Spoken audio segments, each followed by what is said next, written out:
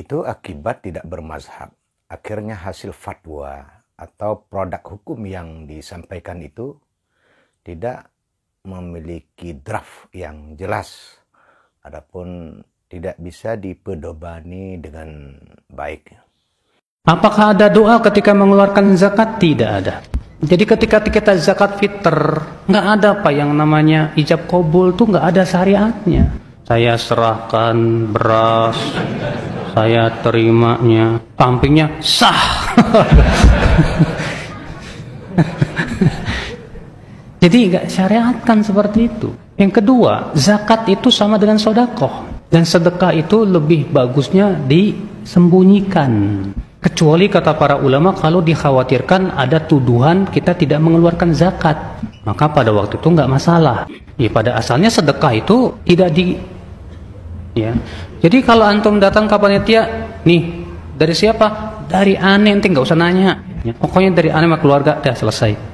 Yang penting niat kita sudah ada, jelas. Ya, itu akibat tidak bermazhab. Akhirnya hasil fatwa atau produk hukum yang disampaikan itu tidak memiliki draft yang jelas. Adapun tidak bisa dipedobani dengan baik. Apa yang ditanyakan oleh salah seorang kepala KUA yang ada di Aceh tentang video yang tersebar, yaitu video Ustadz Badrussalam yang punya TV Roja TV, itu kata beliau ada 3 yang harus kita lihat, yaitu pertama tentang tidak perlu ijab kabul, kemudian zakat fitrah itu bila perlu diberikan secara tersembunyi dan juga tidak perlu didoakan. Pertama tentang terkait ijab kabul. Ini akibat orang yang tidak bermazhab. Di dalam kitab fikih Asy-Syafi'iyah itu dijelaskan akad yang sahih adapun akad yang benar itu ada 2. Ada akad lazim. Akad lazim ini adalah akad yang tidak sah dilakukan suatu perkara kecuali dengan cara ijab kabul. Itu mesti harus dilakukan ijab kabul. Kalau istilah lain itu salah satu daripada 2 yang berakad tidak boleh memfasah setelah ma'kun alihnya itu mencapai kepada kualifikasi persyaratan-persyaratan sesuai yang ditentukan dalam syariat. Kemudian yang kedua, akad jaiz. Akad jaiz ini adalah akad yang boleh dilakukan ijab kabul dan boleh tidak dilakukan ijab kabul. Seperti ijarah, ya. Kemudian wikalah. Nah, ini ijarah dan wikalah ini salah satu 2 muta'aqidain boleh membatalkan hubungan mereka, dan apalagi nanti terfasah tersendiri di saat terjadi hal-hal yang di luar dugaan, misalnya meninggal, ya. Itu namanya akad jaiz. Nah, terkait dengan zakat fitrah, ini sudah disampaikan oleh Imam Jalaluddin As-Sayuti di dalam kitab Al-Ashbah wan Nazair. Itu beliau jelas menerangkan bahwa sedekah ini bahagian daripada zakat. Itu termasuk dalam kategori ijab kabul jaiz. Artinya apa? Ijab kabul jaiz ini boleh dilakukan secara ijab kabul atau tidak.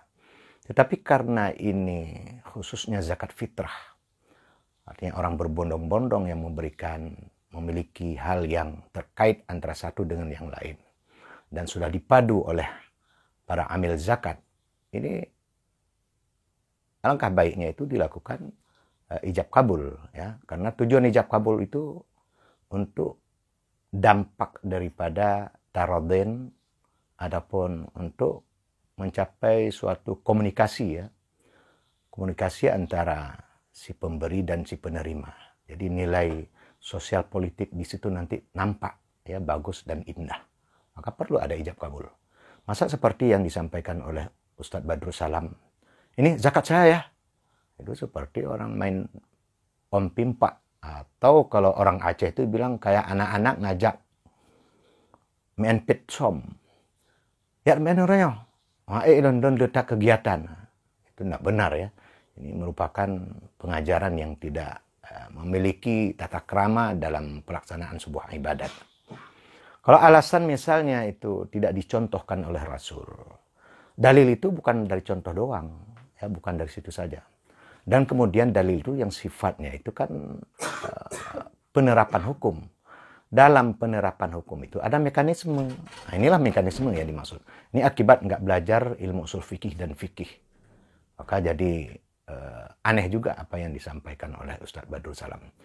Yang lebih aneh lagi bahwa zakat fitrah kata beliau itu adalah bila perlu disembunyikan untuk kita berikan kepada orang lain. Subhanallah. Gimana kita sembunyikan kalau oke lah kalau misalnya satu kampung itu orangnya cuma 3 orang yang memberikan zakat. Tapi kalau kondisi hari ini dengan negeri kekinian sekarang, satu kampung itu ada 1000 pemberi zakat. Gimana nanti si amil zakat ini? Apakah harus berjanji dulu dengan satu persatu nanti kamu beri zakat ke saya itu jam 3 malam. Kamu nanti biar nggak kelihatan, nanti di pinggir laut kamu berikan zakat kepada saya.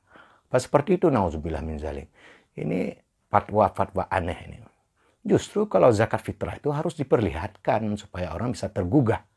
Loh, orang sederhana saja memberi zakat fitrah. Kenapa saya yang kaya nggak saya kasih zakat fitrah? Ini salah nih, fatwa aneh ini Ustaz. Yang ketiga terkait dengan masalah yaitu apakah zakat itu perlu didoakan? Itu jelas perlu. Cuman perlu ini tentu terkait dengan penguasa di daerah tersebut. Sebagaimana di dalam Al-Quran Allah menjelaskan. Di dalam surah At-Taubah. Bismillahirrahmanirrahim. Khudh min amwalihim sadaqatan tutahhiruhum wa tuzakkihim biha. Assalli alaihim. Inna salataka sakanun lahum. Wallahu sami'un alim. Muhammad, ambillah sebahagian dari harta mereka sedekah adapun zakat yang bisa membersihkan dan menyucikan jiwa mereka. Dan kemudian engkau Muhammad berikan doa. Doakan kepada mereka. Sesungguhnya doa engkau itu menjadi tenang mereka. Menjadi bahagia dan sangat dinanti-nantikan oleh orang-orang yang memberi zakat dan juga oleh fakir miskin. Inilah fungsi dari seorang pemimpin yang memiliki kapasitas keilmuan, keulamaan.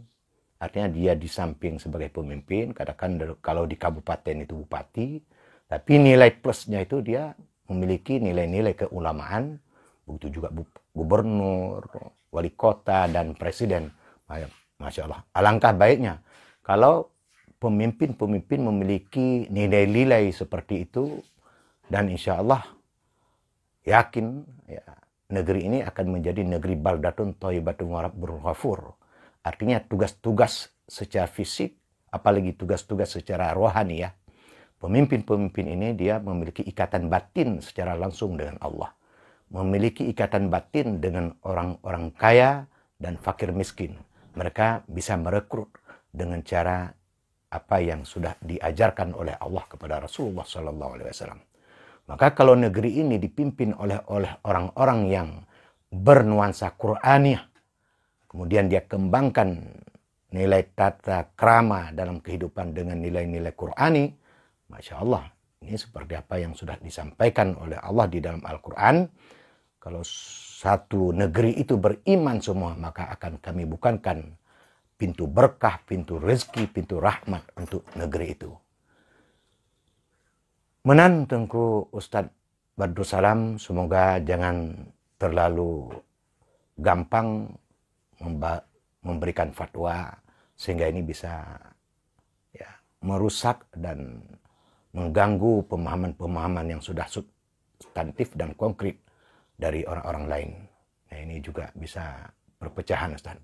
Terima kasih.